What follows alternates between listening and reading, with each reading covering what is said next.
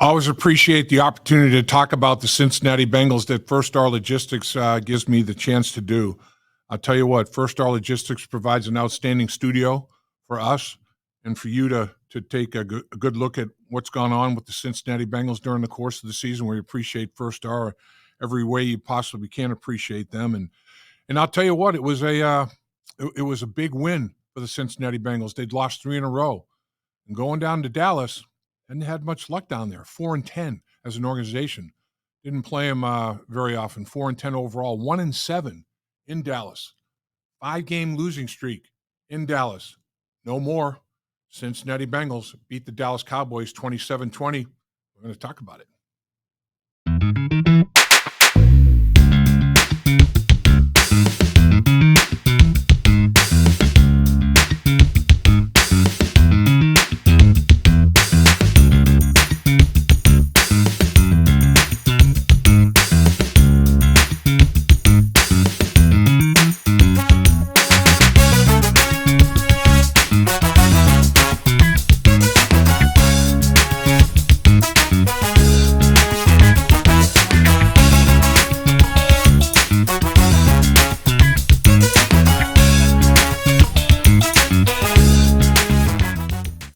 I guess first and foremost, Lady Luck or the football gods or somebody smiled upon the Cincinnati Bengals down in Dallas because the Bengals 1-7 this season in one-score games decided by 7 points or less.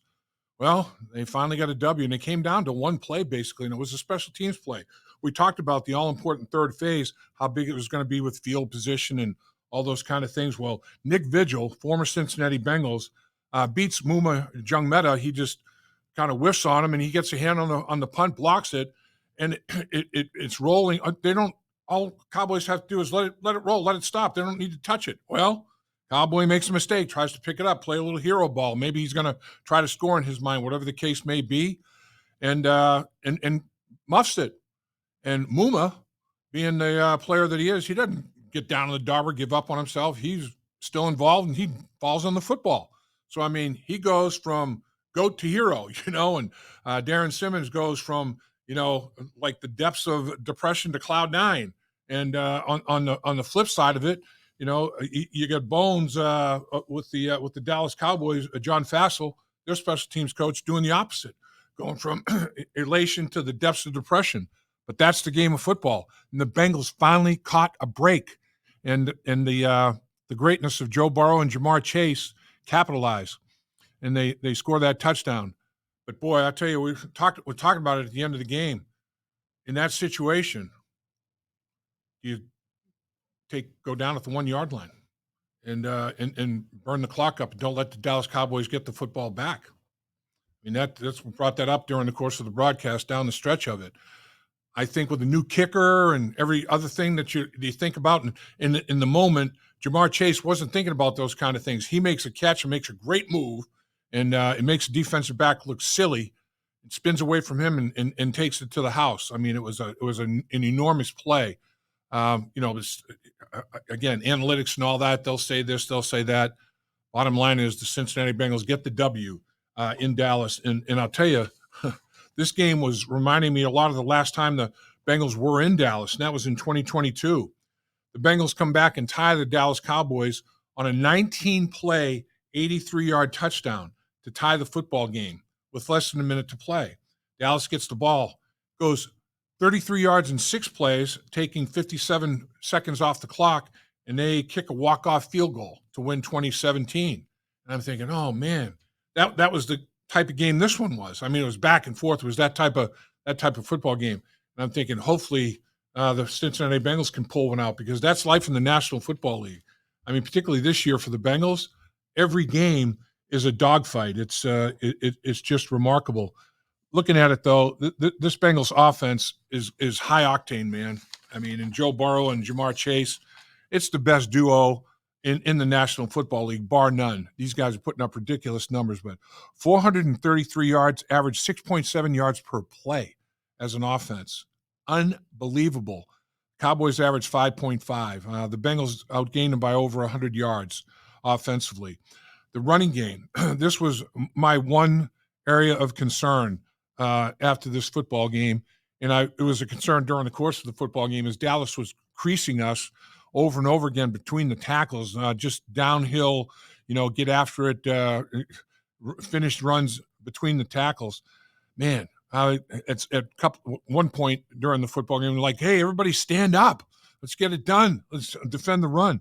Coming in, they're 31st in the National Football League, averaging just under 86 yards rushing a game, 31st. They averaged 3.7 per carry, 31st. What did they do last night? How about 156 yards on 25 carries, 6.2? Darn near doubled, their production in both areas. I mean, that was a concern to me. And they had Dowdle had his first 100-yard rushing game the week before against the New York Giants, went for 112 yards and a touchdown. Well, he said that's nothing. I'm going to follow it up with something better. How about 18 carries, 131 yards, average 7.3 a carry? You kidding me? He busted a long of 27 yards, and he gashed him for 10 yards or more multiple times. I mean, as a football team, they rushed 25 times, 156 yards, 6.2 per. And they were second to last in the National Football League in both categories coming into the football game. That is an area of concern. So that running game kind of made life a little bit easier for Cooper Rush, and he was performing, well enough. I mean, coming in, he's a 7-3 record as a starter, 70% winning percentage. It's not terrible. He is their Jake Browning. I mean, they remind me of each other. These guys understand the offense. They know how to get the ball out of their hand quickly. They know where to go with the football, and they do a great job executing the offense.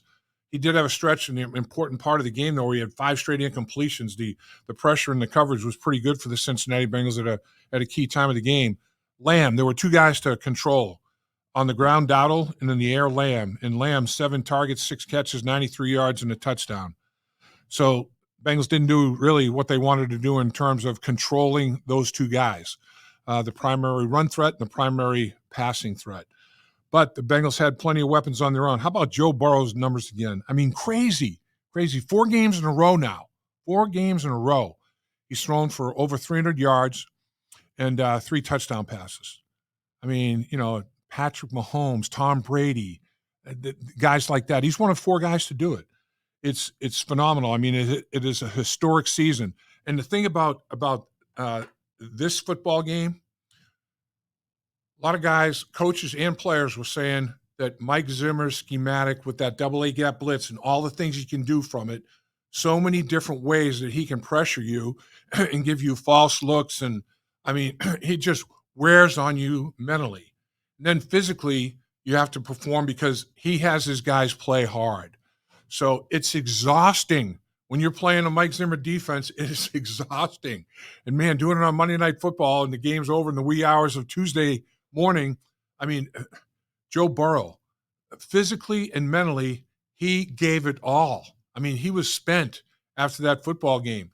He had a little fluid on that knee. They put a brace on his knee in the second to last series, and hopefully that fluid will reabsorb. Or I've had this happen before where they have to get the needle in there and suck that fluid out of there. So hopefully he doesn't have to experience much of that. Hopefully his body reabsorbs it. But what a game he had. I mean, he was phenomenal.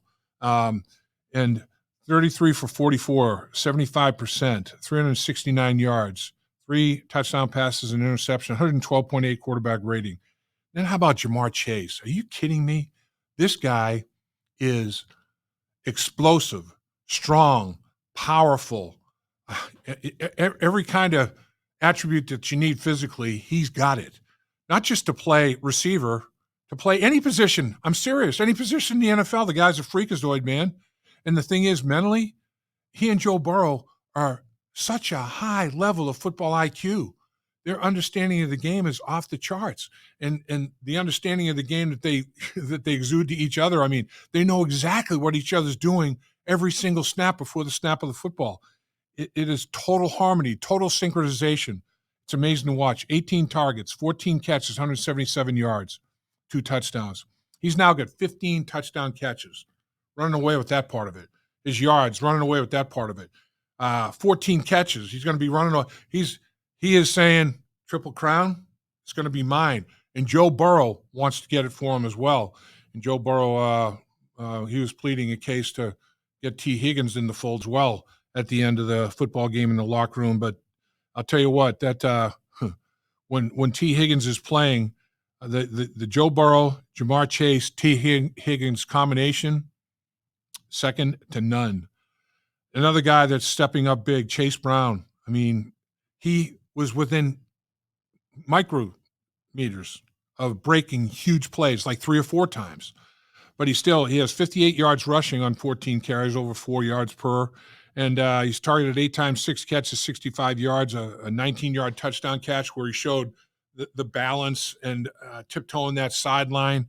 I'll tell you what, man, this guy is a special player as well. And he's doing a great job in blitz pickup. He's running tremendous routes. He's catching the football. What a weapon he's becoming for the Cincinnati Bengals as well. I mean, this offense, another 27-point game. They're averaging just under 28 a game for the season. I mean, they're an offensive machine. They really are. There's no question about it. They performed at such an extremely high level again. Defensively, again, stopping the run is an issue. They let a team that wasn't running the football very well at all get their running game going, and it wasn't anything fancy. I mean, it was just, we're going to just hit you in the mouth and come downhill between the tackles and get north and south on you. But a lot of my keys to the game, pressuring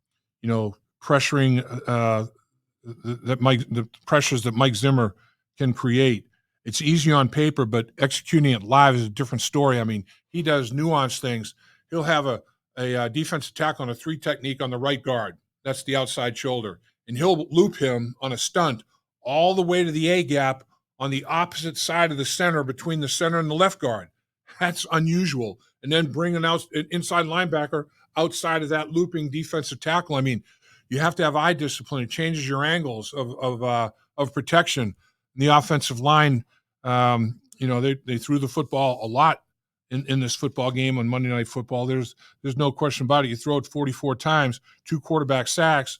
Joe did get hit. There's no question. I mean, but again, this guy is physically and mentally as tough a dude as I've seen. I mean, he is all football player as well. Joe Burrow is a football player at the highest level. Ja'Marr Chase is a football player at the highest level.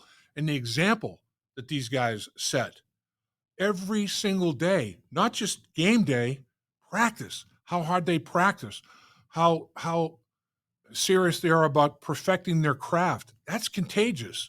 I mean, that's something that everybody else is like, man, these guys are superstars. Look how hard they're working, man. I better pick it up. And you can't put a value on that, man. It's extraordinary what they're able to get done. So now the Cincinnati Bengals, they had the long week, and now they have to prepare a short week. They're going to go down to Nashville, Tennessee, and catch up with the Callahans. Brian Callahan, and he did a great job as an offensive coordinator here in Cincinnati. He and Zach Taylor are friends. I mean, friends for life, not just football friends. I'm talking about friends. And Bill Callahan is the offensive line coach. Brian's dad, as good as there is in the National Football League. So Tennessee is playing very salty defense. They're in the top 10 in a few categories defensively. They haven't. It hasn't produced the wins that they're hoping for or anticipating that might come their way. But the Callahan boys are going to be up in the bit to beat the Cincinnati Bengals and Joe Burrow, particularly the way that Joe Burrow is playing at the level that he's playing football. So you have that short week of recovery. So on Tuesday, the players have the day off. Then on Wednesday, it's pushed back later. They're going to practice later in the early evening, late afternoon, early evening, and it's going to be an indoor walkthrough over at the IEL. So they'll take care of business over there. And Zach Taylor does about as good a job as any head coach in the National Football League, allowing his players to get their legs back underneath them to recover physically for a short week after Monday Night Football. But I'll tell you, Joe Burrow was talking about it during the course of the week. When you play on national television, it's an opportunity to show the world your greatness, show the world that your hard work is starting to pay off, and you're going to be putting up big numbers. And man, did he take advantage of it again? And did Ja'Marr Chase take advantage of it again? These guys, the bigger the moment, the bigger they step up. And we talked about it before, but Joey Bosa, the strength coach for the Cincinnati Bengals, marvels at Ja'Marr Chase. I mean, he squats and he power cleans and, deadlifts like an offensive or a defensive lineman. I mean, it's crazy.